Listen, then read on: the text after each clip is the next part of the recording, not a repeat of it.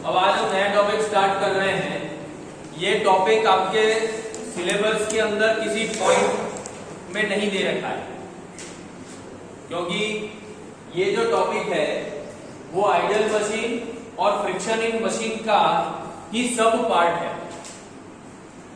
तो अगर हम आइडियल मशीन और फ्रिक्शन इन मशीन पढ़ते हैं तो हमें ये भी पता होना चाहिए, और इसी वजह से ये टॉपिक को सिलेबस के अंदर किसी पॉइंट वाइज नहीं दिया है, लेकिन ये सारे टॉपिक उसी टॉपिक के अंदर के पार्ट ही हैं, इसीलिए हमें ये पढ़ना जरूरी है।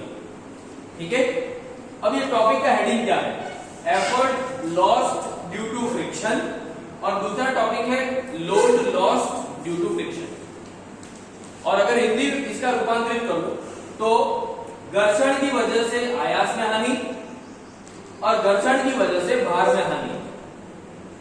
और इस शब्द को अगर हम और विस्तार से समझें या पढ़ें तो हम ऐसे पढ़ सकते हैं कि अगर आपके पास एक ऐसी साइकिल है जिस साइकिल के अंदर जंग लगी हुई है,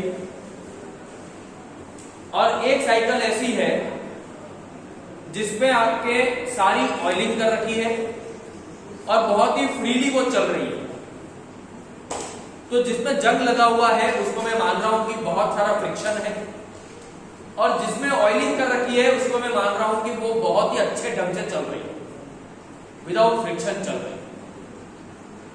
तो अब अगर मुझसे कोई पूछे कि कौन सी साइकिल पर चलने से ताकत ज्यादा लगानी पड़ती है,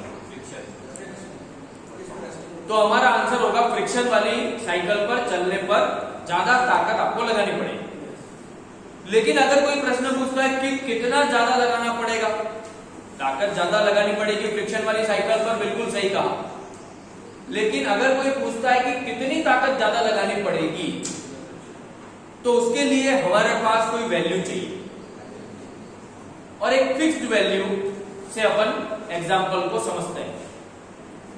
जैसे मान लेते हैं कि जो फ्रिक्शन वाली साइकिल है चाहे बिना फ्रिक्शन वाली साइकिल, दोनों ही साइकिल पर 40 किलो का एक आदमी आपको पीछे बिठाकर चलना है। तो हम एक एग्जाम्पल ले लेते हैं कि जिसमें फ्रिक्शन है जिस साइकिल में, उस साइकिल में जब मैं 40 किलो के आदमी को पीछे बिठाकर साइकिल को चलाता हूं तो मुझे 100 किलो की 100 न्यूटन ताकत लगानी पड़ती। एग्जाम्पल ले लो। और जिसमें फ्रिक्शन नहीं है उसमें भी मैंने पीछे साइकिल पर 40 किलो का आदमी बिठा रखा है, लेकिन उसमें केवल 60 न्यूटन की ताकत से मैं साइकिल को चला पा रहा हूं। ठीक है, तो अब आप मुझे बताएं कि जिसमें फ्रिक्शन ज्यादा था उसमें कितना ताकत आपको एक्स्ट्रा देना पड़ा? 40 न्यूटन। और ये कैसे आपने वैल्यू निकाल ली? 100 माइनस 60 करके आपने ये बता दिया कि 40 न्यूटन का ताकत आपको ज्यादा लगानी पड़ी क्योंकि उसमें फ्रिक्शन था। तो हम ये कह सकते हैं कि जिसमें फ्रिक्शन ज्यादा है उसमें ताकत वेस्ट होती है। कितनी वेस्ट होती है ये निकालने के लिए हमें डिफरेंस करना, वही हम यहां पर कर रहे हैं कि effort of friction in machine and effort of ideal machine. जैसे 100 न्यूटन और ये 60 न्यूटन, एफर्ट इसमें कितना लगा था और इसमें कितना लगा। इसमें 100 न्यूटन की ताकत लगी थी, इसमें 60 न्यूटन की ताकत लगी, तो अपने को लॉस पता पड़ जाएगा कि कितना ताकत ज्यादा लगाना पड़ा। वही लॉस है हमारा। लॉस क्या है? जो हमको एक्स्ट्रा देना पड़ा वो हमारा लॉस है। तो लॉस निकालने के लिए हमने actual machine minus ideal machine. तो एक्चुअल मशीन का एफर्ट का फॉर्मूला हमने डिराइव कर रखा है लास्ट क्लास में, W for beta into Vr, और आइडियल मशीन का एफर्ट हमने डिराइव कर रखा है W अपॉन Vr। तो जब हम इसको माइनस करते हैं तो कॉमन लेंगे W अपॉन Vr, तो अंदर क्या बचेगा? 1 अपॉन बीटा माइनस। तो ये फॉर्मूला बन जाएगा, जनरल फॉर्मूला बन जाएगा। अगर किसी भी मशीन के अंदर आपको एफर्ट लॉस्ट फाइंड करना है तो PL की वैल्यू मिल जाएगी। PL मतलब P मतलब एफर्ट, L मतलब लॉस्ट। तो एफर्ट कितना लॉस हुआ ये अगर आपको किसी भी मशीन के लिए निकालना हो तो आप इस फॉर्मूला का उपयोग करके आराम से आंसर निकाल सकते। आ रही बात समझ? ठीक उसी तरह से load lost due to friction. अब हम यहां पर डिफरेंस बिटवीन करके वेस्टेज का पता लगा सकते हैं कि कितना वेस्टेज हुआ। तो जब हम डिफरेंस निकालेंगे तो बड़ी वैल्यू पहले लिखेंगे माइनस छोटी वैल्यू। तो बड़ी वैल्यू का मतलब अगर हम भार उठाने की बात करें तो भार उठाने में कौन ज्यादा भार उठा पाएगा? फ्रिक्शन वाली साइकिल ज्यादा भार उठा पाएगी या बिना फ्रिक्शन वाली साइकिल ज्यादा भार उठा पाएगी? बिना फ्रिक्शन वाली को हम यहाँ पर फॉर एग्जाम्पल आइडल मानते हैं। तो आइडल वाली का भार ज्यादा है और एक्चुअल मशीन का भार कम है, इसलिए ज्यादा वाले को पहले लिखा, कम वाले को बाद में लिखा। तो लोड जो भार है आइडियल मशीन का उसका फॉर्मूला भी हम डिराइव कर चुके थे लास्ट क्लास में, P इंटू वी आर। और भार एक्चुअल मशीन का क्या होता है वो भी हम डिराइव कर सकते हैं, कर लिया था लास्ट क्लास में, P into V R into eta. दोनों का डिफरेंस निकालेंगे तो कॉमन निकल जाएगा P इंटू वी आर, अंदर क्या बचेगा 1 माइनस नीटा। तो WL का फॉर्मूला बन गया आपके लिए P into V R common into 1 minus eta. तो कभी भी आपको न्यूमेरिकल सॉल्व करने में क्वेश्चन में पूछा जाए कि find out the effort lost due to friction, तो आपको ये फॉर्मूला का यूज करना है। कभी भी आपको न्यूमेरिकल में पूछा जाए find out the load lost due to friction, ये फॉर्मूला यूज करना है। हिंदी में अगर मैं बोलूं तो आयास में घर्षण की वजह से हानि ज्ञात करो, ये सूत्र लगेगा। या भार में घर्षण की वजह से हानि, ये सूत्र लगेगा। चलो ये थ्योरी का लास्ट टॉपिक है इस चैप्टर का, और हर थ्योरी के टॉपिक से हमने एक फॉर्मूला डिराइव किया है और उन्हीं फॉर्मूला की मदद से हम सारे न्यूमेरिकल सॉल्व करने वाले हैं। तो इस थ्योरी के टॉपिक के कंप्लीट होने के बाद हम न्यूमेरिकल स्टार्ट करेंगे जो एग्जाम्स में पूछे जा चुके हैं। ठीक है, तो पहले ये लास्ट थ्योरी का टॉपिक पढ़ लेते हैं 5.3.2। 5.3.1 जो था फ्रिक्शन इन मशीन था वो हमने लास्ट क्लास में पढ़ा था। आज हम पढ़ रहे हैं 5.3.2 जिस टॉपिक का नाम है maximum efficiency and maximum mechanical advantage. अगर मैं हिंदी में बोलूं इसको तो अधिकतम दक्षता एवं अधिकतम यांत्रिक लाभ। ठीक है, तो अधिकतम यांत्रिक लाभ अगर हम समझना चाहें कि कैसे निकाला जा सकता है तो उसके लिए हमें यांत्रिक लाभ के सूत्र को पढ़ना पड़ेगा। तो यांत्रिक लाभ का सूत्र मतलब मैकेनिकल एडवांटेज का फॉर्मूला क्या था? W/P। अब यहां से मुझे मैक्सिमाइज करना है, इसी फॉर्मूला को मुझे क्या करना है? मैक्सिमाइज करना है। तो वो मैक्सिमाइज तब हो पाएगा जब एफर्ट की एग्जैक्ट वैल्यू मेरे पास हो। किसी भी मशीन के अंदर भार को उठाने के लिए अगर एफर्ट की एग्जैक्ट वैल्यू मुझे मिल जाए बिना कुछ वेस्ट किए, एग्जैक्ट वही वैल्यू, तो मुझे वो मैक्सिमम मैकेनिकल एडवांटेज मिल सकता है। क्योंकि जैसे मान लो कि किसी मशीन में किसी भार को उठाने के लिए 50 न्यूटन का एफर्ट लगाना है और वो आपने एग्जैक्ट वैल्यू निकाल रखी है। अगर आप एग्जैक्ट वैल्यू नहीं निकालते हैं और अंदाजे से 70 न्यूटन का एफर्ट लगा लेते हैं तो भार तो उठ जाएगा, लेकिन 20 न्यूटन ज्यादा लग गया ना तो वो वेस्ट हो गया। तो उससे आपको मैक्सिमाइज इफेक्ट नहीं आया, मैक्सिमाइज रिजल्ट नहीं मिला। अगर आप मैक्सिमाइज रिजल्ट चाहते हैं तो एग्जैक्ट वैल्यू चाहिए, 0% वेस्टेज। तो वो एग्जैक्ट वैल्यू हमें लॉ ऑफ मशीन देता है। एफर्ट की एग्जैक्ट वैल्यू हमें कौन देता है? लॉ ऑफ मशीन, जिसमें हमने पढ़ा था P = mW + C। और वहां से हमने P की जगह पर mW + C लिख दिया। ठीक है, अब यहां पर m कॉमन ले लेता हूं मैं नीचे, तो अंदर क्या बचा? सॉरी, W कॉमन ले लेता हूं तो अंदर क्या बचा? m, और यहां पर C/W। और अब ये C क्या है? C है फ्रिक्शन, W क्या है? लोड। और हर मशीन के लिए फ्रिक्शन की वैल्यू फिक्स होती है। जैसे मान लो आपने कोई एक मशीन खरीदी, उस मैन्युफैक्चरर ने आपको कह दिया कि इस मशीन के फ्रिक्शन की वैल्यू हमेशा 10 न्यूटन रहेगी फॉर एग्जाम्पल, तो वो फिक्स ही रहेगी हमेशा। लेकिन उस मशीन से उठने वाला भार क्या कभी फिक्स रह सकता है? नहीं रह सकता ना, हर बार बदला हुआ वेट आएगा। कभी आपको 10 न्यूटन उठाना है, कभी 100, कभी 1000, कभी 10,000, कभी लाख, कभी कोई सा भी वेट आ सकता है इंडस्ट्री में।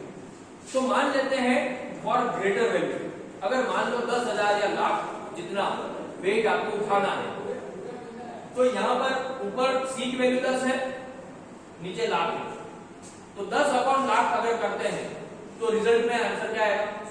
0.00 कुछ आएगा। तो वो जो वैल्यू है 0.001, वो वैल्यू इतनी छोटी होती है जो इक्वेशन पर कोई भी असर नहीं डालती, और उसको अगर हम नेग्लेक्ट भी कर लें, उसको अगर हम हटा भी दें, तो इक्वेशन में कोई भी फर्क नहीं पड़ेगा। तो उसी के तहत हम C अपॉन W वाली वैल्यू को नेग्लेक्ट कर सकते हैं, W से W कट जाएगा, और फाइनली MMX मतलब मैक्सिमम मैकेनिकल एडवांटेज किसी भी मशीन का तभी मिलेगा जब 1 अपॉन m आपको। तो MMX का फॉर्मूला अगर वापस आपके लिए बन गया, MMX is equal to 1 upon m। अब मैक्सिमम एफिशिएंसी की अगर हम बात करें, जिसको हम नीटा मैक्स बोलते हैं, तो नीटा मैक्स की वैल्यू अगर आपको निकालनी है तो नीटा की वैल्यू को आपको मैक्सिमाइज करना पड़ेगा। नीटा की वैल्यू मैक्सिमाइज करने के लिए नीटा का फॉर्मूला क्या होता है? MA upon VR into 100। तो वहां पर मुझे MA को मैक्सिमाइज करना पड़ेगा, तो MA को मैक्सिमाइज करूंगा तो मुझे नीटा मैक्सिमाइज मिलेगा, क्योंकि डायरेक्टली प्रोपोर्शनल है दोनों एक दूसरे के। तो MA को जब मैं मैक्सिमाइज करता हूं तो मुझे क्या वैल्यू मिलती है? 1 अपॉन m, VR ऑलरेडी है ये इंटू 100। तो ये नीटा मैक्स जब भी मुझे निकालना है, मैक्सिमम एफिशिएंसी जब भी मुझे फाइंड करना है, तो उसके लिए मैं इस फॉर्मूला का यूज करता हूं, eta max is equals to 1 upon m into VR into 100, और ये भी हमेशा परसेंटेज में ही आए। लॉ ऑफ मशीन, हिंदी में कहते हैं मशीन का नियम। मशीन का नियम इसलिए बनाया गया क्योंकि हर लिफ्टिंग मशीन के अंदर ये देखा गया है कि भार और आयास में एक संबंध है, और आयास जो है वो भार पर निर्भर करता है। कैसे कैसे संबंध है, कैसे निर्भर करता है, उदाहरण के तौर पर मैं आपको समझाता हूं। जैसे मान लो एक लिफ्टिंग मशीन के लिए मुझे 100 किलो लिफ्ट करना है, तो फॉर एग्जांपल उस मशीन में आयास मुझे 50 किलो का लगा, ठीक है। अब मान लो कि मुझे भार 200 किलो उठाना है, तो क्या आयास 50 ही रखना है? मुझे बढ़ाना पड़ेगा। तो वो आयास की वैल्यू को जो चेंज करना है, बढ़ाना या कम करना, वो किस पर डिपेंड कर रहा है? लोड पर डिपेंड। और इन दोनों के बीच में संबंध भी स्थापित हो गया, रिलेशन भी है, मतलब ये बढ़ेगा तो ये बढ़ेगा, ये कम होगा तो ये भी कम होगा, प्रोपोर्शनल का। तो उन दोनों लोड और एफर्ट के बीच में रिलेशन को स्थापित करने के लिए, मतलब लोड की वैल्यू अगर हमारे पास हो तो एग्जैक्ट एफर्ट की वैल्यू क्या हो सकती है, वो निकालने के लिए लॉ ऑफ मशीन बनाया। अरे बात समझ, ये पूरा वाक्य के रूप में आपको लिखना है जब आपको लॉ ऑफ मशीन की थ्योरी पूछी जाए, और ये पूछी गई थी लास्ट ईयर 3 मार्क्स। और फिर बीचों बीच आपको ग्राफ बनाना है। ये ग्राफ है, ग्राफ में एक्स एक्सिस पर लोड है, वाई एक्सिस पर एफर्ट है, और इस ग्राफ में 2 लाइन बनी हुई है। एक लाइन आइडियल मशीन को रिप्रेजेंट कर रही है और एक लाइन एक्चुअल मशीन को रिप्रेजेंट कर रही है। और यहां पर जो सी वाली जो पॉइंट है, ये सी जो है वो फ्रिक्शन को रिप्रेजेंट कर रहा है। जैसे कि हमने पढ़ा कि आइडियल मशीन में फ्रिक्शन होता ही नहीं है, तो यहां पर केवल P इक्वल टू mw हो गया। और एक्चुअल मशीन यानी फ्रिक्शन इन मशीन के अंदर फ्रिक्शन होता है, तो वहां पर P equal to mw plus c हो गया, प्लस c, यहां पर प्लस 0 हो गया। और इसी वजह से ये वैल्यू c है, तो ये ग्राफ थोड़ा सा ऊपर बना है, और P इक्वल टू mw रखा गया है यहां पर, और यहां पर P equal to mw plus c रखा गया है। अब इसमें P क्या होता है? एफर्ट, W क्या होता है? लोड, M क्या होता है? कोएफिशिएंट ऑफ लोड, और C क्या होता है? फ्रिक्शन। और P is equal to mw plus c वाले इक्वेशन को हम लॉ ऑफ मशीन कहते हैं। और इस लॉ ऑफ मशीन का फायदा क्या है? इस लॉ ऑफ मशीन का फायदा यह है कि m और c तो हमेशा कांस्टेंट वैल्यू होती है, m और c की वैल्यू हमेशा कांस्टेंट होती है। जो बदलता है वो p और w, और w की वैल्यू इंडस्ट्री में जो आदमी बैठा है उसके पास आती है कि भाई आज 100 किलो उठाना है, कल 200 उठाना है, कल 500 उठाना है। और उस इंडस्ट्री वाले आदमी को बताना है कि उस 200 किलो वेट के लिए एग्जैक्ट p की वैल्यू क्या होगी, ना कम ना ज्यादा, जिससे वेस्टेज जीरो हो जाए। तो यहां इस इक्वेशन में m की वैल्यू पहले से पता है, c की वैल्यू पहले से पता है, w की वैल्यू जैसे आई मैंने यहां डाल दी तो मुझे p मिल जाएगा, और वो भी एग्जैक्ट p की वैल्यू मिल जाएगी। ये जानने के लिए कि डिफरेंट डिफरेंट w की वैल्यूज के लिए डिफरेंट डिफरेंट p की वैल्यूज क्या होगी, ये जानने के लिए लॉ ऑफ मशीन बनाया गया। ये सारी बातें थ्योरी में वाक्यों के रूप में आपको लिखनी। थोड़ी सी स्पेस छोड़ देना क्योंकि एक टॉपिक थ्योरी का बाकी है, application and advantages of machine. 2022 second semester board का जो पेपर आया था उसमें जो न्यूमेरिकल आया है वो कर रहे हैं। लिखो, the velocity ratio of simple machine is 120 and if the loads of 6 kilonewton and 1 kilonewton respectively lifted by efforts of 275 newton and 145 newton determine maximum efficiency and maximum mechanical advantage। Hindi वाले लिखेंगे machine का वेगानुपात 120 है एवं उस पर क्रमशः 6 kilo Newton तथा 1 kilo Newton का भार 275 न्यूटन एवं 145 न्यूटन आयासों द्वारा उठाया जाता है। इस मशीन की अधिकतम दक्षता एवं अधिकतम यांत्रिक लाभ ज्ञात करें। सिंपल मशीन के क्वेश्चंस को सॉल्व करने के लिए आपको ये जानकारी होनी चाहिए कि किसकी वैल्यूज दी हुई है और किसकी वैल्यू आपको फाइंड करनी है, और फिर आप ये तय करेंगे कि कौन सा फॉर्मूला यहाँ पर हम उपयोग में लेंगे। ठीक है, तो यहाँ पर किसकी वैल्यू गिवन है बताओ? 120 और लोड मतलब नहीं, लोड को क्या बोलते हैं? तो क्या लिखूं यहाँ पर? W1 6 किलो न्यूटन है, क्या है?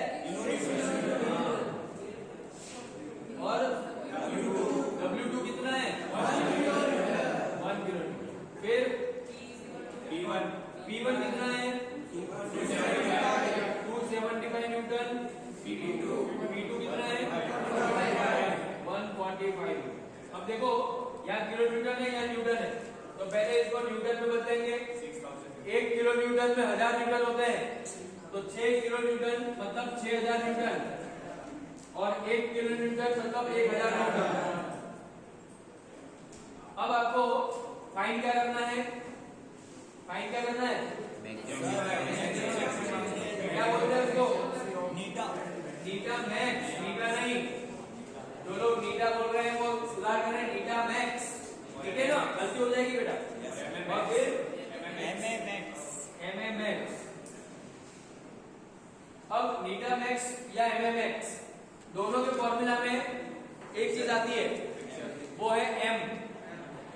अब ये जो एम है वो जब तक फाइंड नहीं होगा तब तक हम ना तो नीटा मैक्स निकाल सकते हैं ना ही एमएमएक्स फाइंड आउट कर सकते हैं। तो एम फाइंड करना है सबसे पहले, और जब एम आपको फाइंड करना हो तब आपको लॉ ऑफ मशीन का यूज करना है।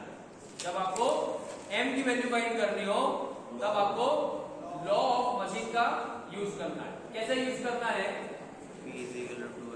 P is equals to mw plus c। ठीक है, तो आप क्या करेंगे? दो इक्वेशन बनाएंगे। P1 is equal to mw1 plus c and P2 is equals to mw2 plus c। क्योंकि m और c के आगे 1 2 क्यों नहीं लिखा? क्योंकि ये कांस्टेंट वैल्यूज है। और P1 और P2 इसलिए लिखा क्योंकि ये बदलती हुई वैल्यूज है। तो P1 की वैल्यू क्या ली है अपन ने? 6000 न्यूटन। वेरी गुड, बहुत ही अच्छे। P1 275 newton is equal to m। W1 की वैल्यू क्या ली है? 6000 प्लस C।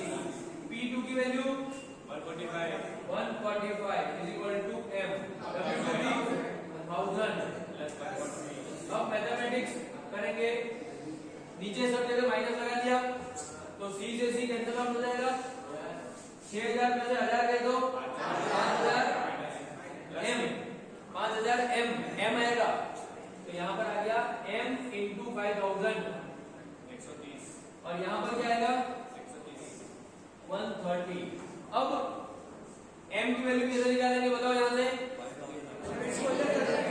5000 अपॉन में आ जाएगा, m is equal to 130 upon 5000।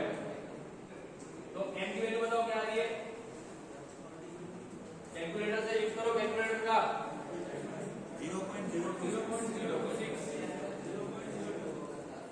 0.02 आ गया। अब यहां जान दो, अब metre max 1 upon m into br into 100, तो 1 अपॉन m की जगह पर क्या लिखेंगे? 0.02